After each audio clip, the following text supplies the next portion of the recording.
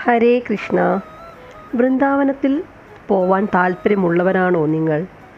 താല്പര്യമില്ലാത്ത കൃഷ്ണഭക്തർ ഉണ്ടാവില്ല അല്ലേ?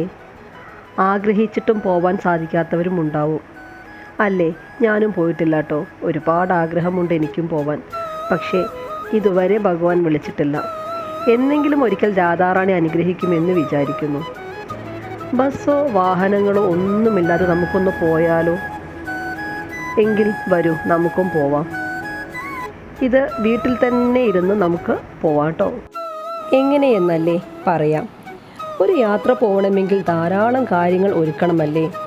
നമ്മളിപ്പോൾ പോകുന്നതിന് ഒരു യാത്രാ ചിലവും ലഗേജോ ഒന്നും വേണ്ട. വേണ്ടത് ഇത്ര മാത്രം: വീട്ടിലെ സ്വസ്ഥമായൊരു സ്ഥലം. അത് പൂജാമുറിയിൽ ഭഗവാന്റെ അടുത്താണെങ്കിൽ വളരെ നല്ലത്. അതിരാവിലെ ആണെങ്കിൽ കണ്ണന് വിളക്ക് കത്തിച്ചോളൂ.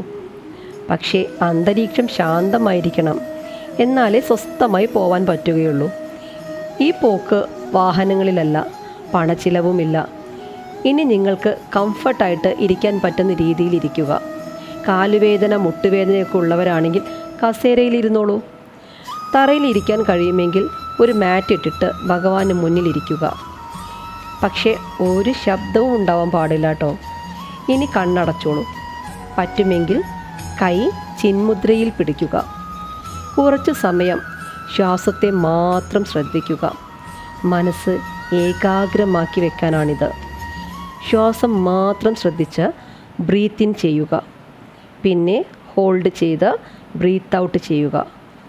അപ്പോഴൊക്കെ ശ്വാസത്തിൽ മാത്രം ശ്രദ്ധിക്കണം കേട്ടോ. മനസ്സ് മറ്റെവിടേക്കും പോകാതിരിക്കാനാണ് ഇങ്ങനെ ചെയ്യുന്നത്. ഒരു 15 പ്രാവശ്യമെങ്കിലും breathe in breathe out, breathe in breathe out ഇങ്ങനെ ചെയ്യുക. ഇനി നിങ്ങൾ വൃന്ദാവനത്തിലാണെന്ന് സങ്കല്പിക്കൂ. പ്രശാന്ത സുന്ദരമായ നിറയെ ചെടികളും മരങ്ങളും വള്ളിപ്പടർപ്പുകളും അതിൽ നിറയെ മനം മയക്കുന്ന മണത്തോടും വിവിധ നിറത്തോടും കൂടിയ പൂക്കളാലും അലങ്കൃതമായ വൃന്ദാവനത്തിൽ ഇനി പതുക്കെ ശ്വാസം ഉള്ളിലേക്കെടുക്കൂ. നിങ്ങൾക്ക് അനുഭവിക്കാനാവും പൂക്കളുടെ അവശ്യഗന്ധം.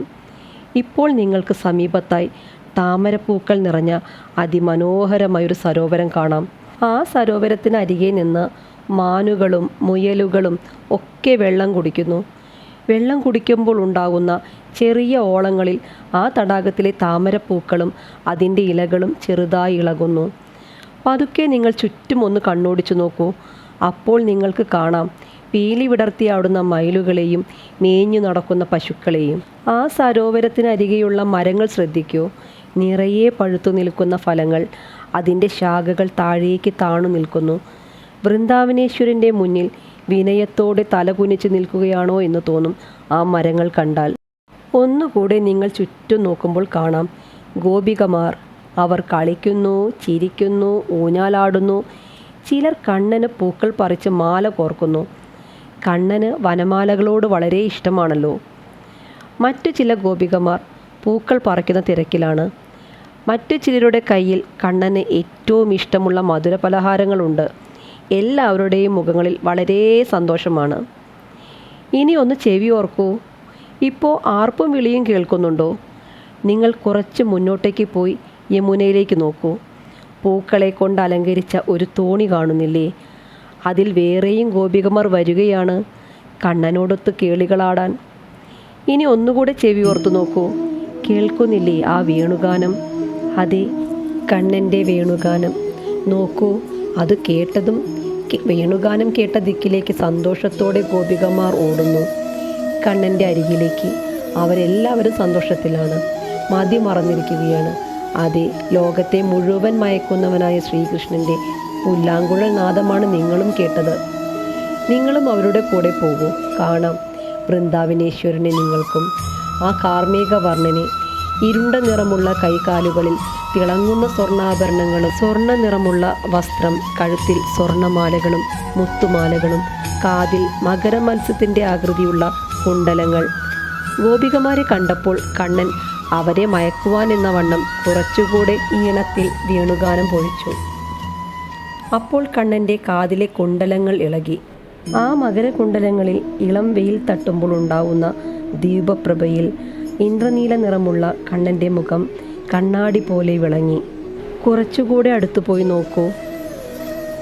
അപ്പോൾ കണ്ണൻ്റെ ഇളം ചുവപ്പ് നിറമുള്ള അധരം നിങ്ങൾക്ക് കാണാം. കുറച്ചുകൂടെ സൂക്ഷിച്ചു നോക്കിയാൽ മുല്ലമൊട്ട് പോലെയുള്ള പല്ലിൻ നിരകളും ആരെയും മയക്കുന്ന ചിരിയും നിങ്ങൾക്ക് കാണാനാവും.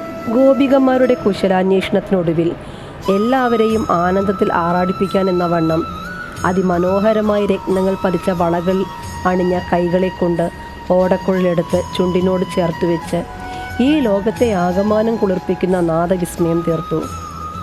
ചെവി ഓർത്തു നോക്കൂ, നിങ്ങൾക്കും കേൾക്കാം ആ നാദബ്രഹ്മം. അതെ, നിങ്ങളിപ്പോൾ വൃന്ദാവനത്തിലാണ്, കണ്ണൻ്റെ കൂടെ, ഗോപികമാരുടെ കൂടെ. ഇതിൽ പരസന്തോഷം എന്തുണ്ട് അല്ലേ? അതെ, വൃന്ദാവനവും രാധാകൃഷ്ണനെയും നമുക്കും എന്നും കാണാം. അവരോടൊപ്പം കേളികളാടാം. അതിന് എന്ത് വേണമെന്നറിയുമോ? എല്ലാ ദിവസവും കുറച്ചു സമയം സ്വസ്ഥമായൊരു ഭാഗത്തിരുന്ന് മനസ്സിൽ മറ്റുള്ള ഒരു ചിന്തയും ഉണ്ടാവാതെ കണ്ണടച്ചിരുന്ന് കാണാം കണ്ണനെയും രാധയെയും ഗോപികമാരെയും, പിന്നെ വൃന്ദാവനവും. കൃഷ്ണഭക്തരുടെ സ്വപ്നമാണ് വൃന്ദാവനം. പോകാൻ കഴിഞ്ഞില്ലല്ലോ എന്നോർത്ത് ആരും വിഷമിക്കേണ്ട. ഇനി പോയവർക്കും ഇതുപോലെ മാനസപൂജ ചെയ്യാം. എല്ലാ വാക്കുകളും ഭഗവാന്റെ പത്മപാദങ്ങളിൽ സമർപ്പിക്കുന്നു. ഹരേ കൃഷ്ണ ഹരേ കൃഷ്ണ, കൃഷ്ണ കൃഷ്ണ ഹരേ ഹരേ, ഹരേ രാമ രാമ രാമ ഹരേ ഹരേ.